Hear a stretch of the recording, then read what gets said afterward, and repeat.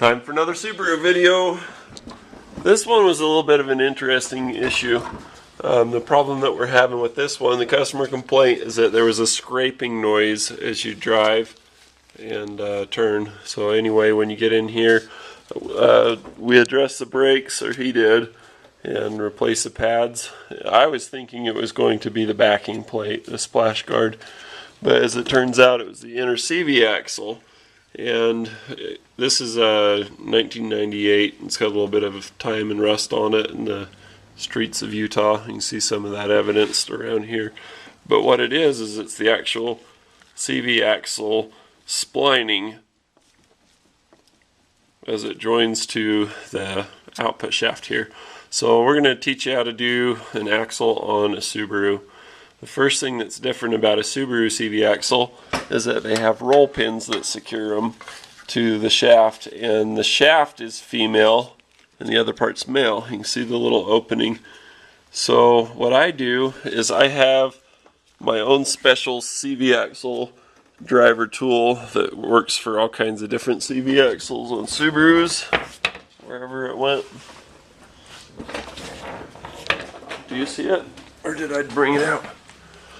What I did is I took a bunch of Boss Stitch pin punch sets and I ground one specifically for doing Subarus.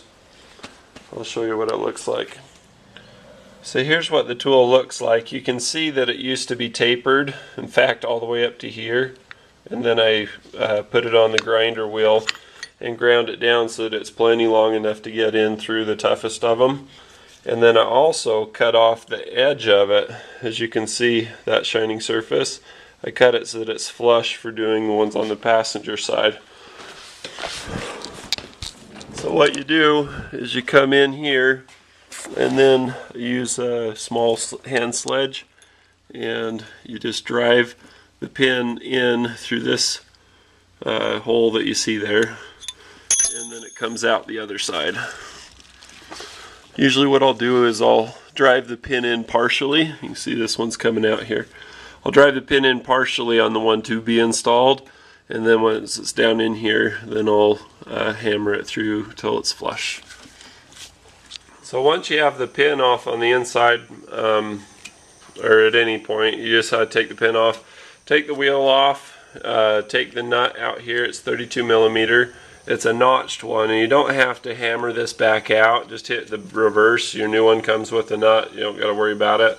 So you just back that out, and then that's free to go. The next thing you want to do is you want to undo these bolts. These are 19 millimeter or 3/4 inch, and you just zip, get those off, and then pop them out.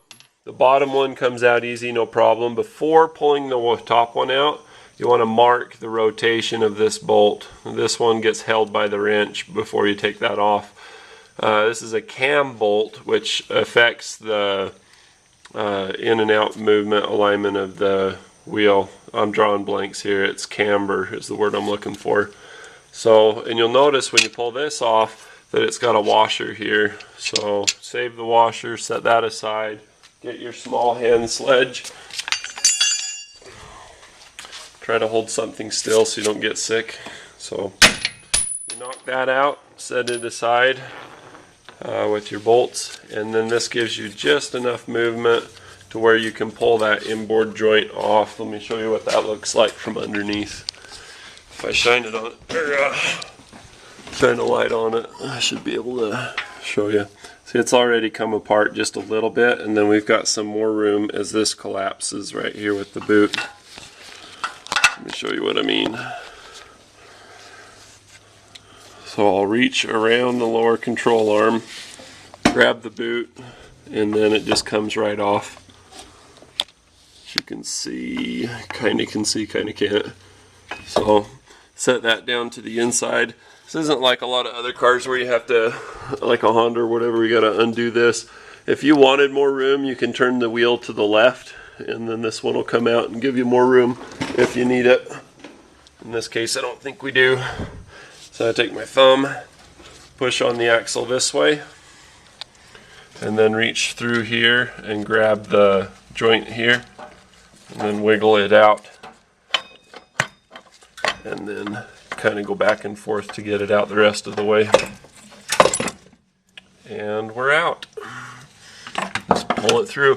When you go to put the new one in, thread it through from underneath here. Put this end in first and then that end in last. And like I say, before putting that end on, it's a good idea to go to your workbench and then take that dowel and drive the dowel in partially to where you can still slide it on. If you like this video, want to see more videos like it, click the subscribe button above. You can click add to down arrow favorites and be able to save this for later. If you click your name at the top, it'll give you the option for your favorites. It's tricky and hard to find. I don't know why they did it that way, but if you like the video, click thumbs up. Thanks. Okay, so when we're looking at the splines, remember this one when it was in the car, it would rattle. You've got the hardened steel of the transmission output shaft, and it goes into the female part of this. And you can see the splines inside the old one versus the splines inside the new one. When you look at the splines inside the new one, you can see that the high point of them is bigger. You can see the light reflection on the two in the center, and on this one you can't see it at all. Let me have them the same angle. But the one on the right, they've got a really narrow, skinny top of the spline, and that's why this one's knocking. What I'm talking about, let me get a dental tool and just really point it out here. What I'm talking about is the distance across the top of this highest point of the spline. So I take the CV axle, set one end on my M6x1 bolt collection extras, put the other end on the bench, and then take a little body hammer or something. You don't need anything love tap worthy here, and just get it started here. It's a lot easier to do this on the bench than it is to do it with this overhead and rust and crap falling on you. What I do is I go a little bit too far, and then I'll go back through the other side with the punch while I'm looking in there and get it so that it's just as far as I can get it, but without interfering with putting the axle on. So you take your punch, so put it right down like that, put a little pressure to hold it in place. Just really lightly tap it. Now when you go to line this up, you have to line up the hole with the hole in the axle. So you want the pin facing away from you when you put it on the transmission so you can see in the hole. And then rotate it over so the pin's facing you, and then just tap it in. I'll probably just bring a small hammer like this with me under the car and get it tapped in. That's how you do it. And the last part, remember when we took this off, we didn't expand that little notch when we go to put it on. We locate the notch, point it so that it's up so it's easy to put our chisel on. Put the chisel on there, and just one good hit across the face of it to get this to catch where it's below the recess line, and you're done.